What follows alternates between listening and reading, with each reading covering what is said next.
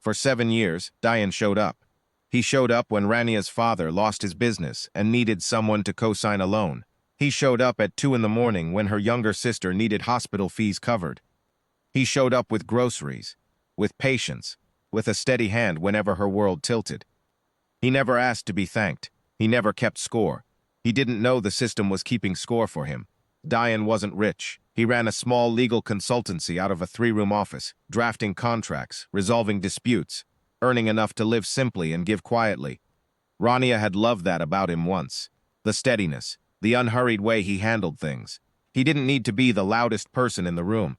He didn't need to be noticed at all. She had called it his greatest quality, years ago, on a rooftop with cheap takeout and a city laid out below them. Then she met the Qasim Farouk.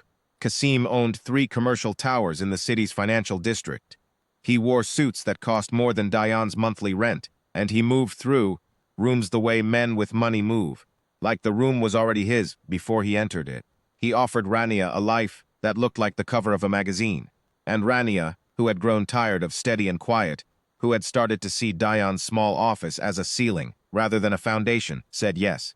She didn't break up with Dayan gently. She invited him to the engagement dinner. The venue was the 42nd floor of Qasim's newest tower, chandelier light, crystal glasses, 100 guests from the city's moneyed circles, all dressed to perform wealth at each other. Dayan arrived in his only good jacket. He stood near the entrance and watched the room the way he always watched, rooms calmly, without wanting anything from it. Then Rania came over, Qasim at her side, and something in her eyes told Dayan this wasn't going to be a private conversation. "Dayan," she said, loud enough for the surrounding tables to hear, "I'm glad you came. I wanted you to see this. I think part of me always felt sorry for you." She tilted her head, and the smile she wore was kind in the way that knives are sometimes kind, quick and clean. 7 years and you never became anything more than a man with a small office and a bigger heart than sense. I used to think that was enough. I was wrong. A woman can't build a life on sentiment. Qasim smiled the way powerful men smile at things they consider beneath them. 2 or 3 guests nearby caught the exchange and glanced over. A small ripple of attention, then nothing. The room moved on. Dayan looked at Rania for one long moment. He set his glass down on a passing waiter's tray. He didn't argue. He didn't raise his voice. He didn't say a single word. He walked out.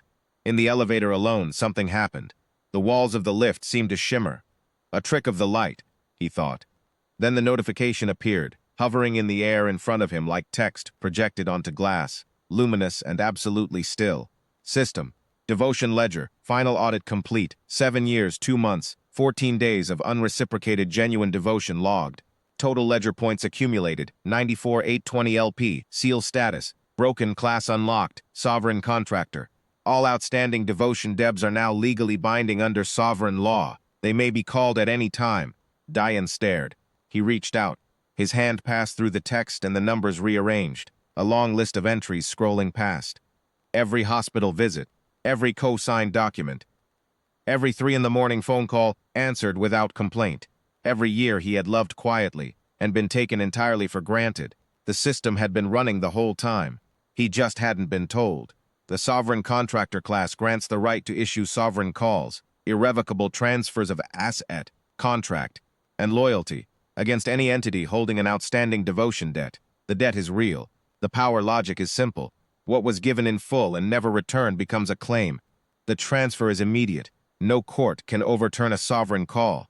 The elevator reached the ground floor. Dayan walked out into the night air. He didn't panic. He found a bench across the street from the tower, opened the system's interface. It responded to thought he discovered, clean and precise as a well-drafted contract, and began to read. He had always been good at reading contracts. He was very good at this one. The biggest entry on the ledger wasn't Rania. It was her father.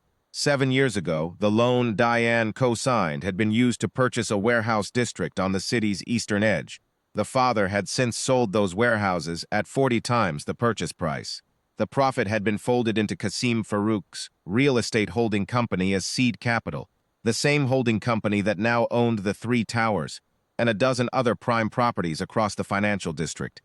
The chain of financial obligation ran directly from Dayan's original active, generosity through 7 years of compounding value, and landed at the very top of the chain on Qasim's flagship property portfolio, The devotion debt was enormous. Sovereign call. Available. Transfer of primary asset holding. Farouk Commercial Properties Group. To sovereign contractor Dayan. Confirm? Dayan looked up at the tower. The 42nd floor was still lit. He could see the silhouettes of guests moving behind the glass, the chandelier throwing warm light out into the dark. He confirmed. It didn't look dramatic from the outside. No explosion of light, no audible crack in the building. The system processed the transfer the way a well-written contract executes, cleanly, without noise. By the time Diane walked home and slept, every registered title, every deed, every stake in Farouk Commercial Properties Group had a new owner of record. The transfer was filed, time-stamped, and irrevocable under laws no human court had written and no human court could challenge. Kasim's legal team discovered it at 6:15 in the morning. By 9, Kasim was on the phone. By 10, he was in Diane's 3-room office. In person, without an appointment, without the easy confidence he'd worn the night before. He sat across the battered desk from the man he'd smiled at 12 hours ago, and his hands weren't quite steady. "I don't understand what happened," Kasim said. "My lawyers say the transfer is airtight. The documentation is like nothing they've ever seen. They say there's nothing to contest." "There isn't," Dayan said. "I'll pay you. Name a number. They're not for sale." Dayan opened a folder. Inside were 3 lease agreements, Kasim's own companies as tenants, Dayan as landlord. Terms generous enough that Kasim's businesses could continue without interruption. "Sign these. Your operations keep running. You just won't own the ground beneath them." Kasim looked at the papers for a long moment. He thought about his lawyers, his board, his family. He thought about 7 years of compounded debt he had never known existed. Then he picked up the pen and signed. What else could he do? The engagement was called off the following week, not by Rania, by Kasim's family, who no longer considered the match strategically useful now that the man behind the portfolio had changed. The glossy future she had chosen over 7 years of steady devotion came apart. The way things built on borrowed foundations always come apart, quietly at first, then completely. The guests who had overheard her call his love worthless now passed his name in conversations about property and contracts. The tower she had admired from the 42nd floor still stood. It just belonged to someone else. Diane moved offices. The new space was on the 19th floor of what had been Kasim's flagship building. Same 3 staff, same simple desk, same work, contracts, consultancy, quiet competence applied carefully to the problems people brought him. Only the address had changed. And the view. He was reviewing a deed transfer on a Thursday afternoon, a cup of tea gone cold beside him, when his phone rang. "Unknown number," he answered. "Diane." Rania's voice, smaller than he remembered. "I need to talk to you. I need you to understand. I didn't know. I didn't see what you had built, what those years were. You knew exactly what I had," Dayan said. His voice was even, not cold, not cruel, just precise the way it had always been. "You called it worthless. You were wrong about the worth. You weren't wrong that it existed." Silence on the line. "The ledger is closed," he said. "There's nothing left to call." He set the phone down. Outside the window, the city went on, towers and traffic, and 1,000 quiet stories of people who gave and people who took, and the long, invisible accounting that runs underneath all of it. He picked up his pen. He had work to do. System, devotion ledger, balance 0 LP. All debts settled, status, sovereign.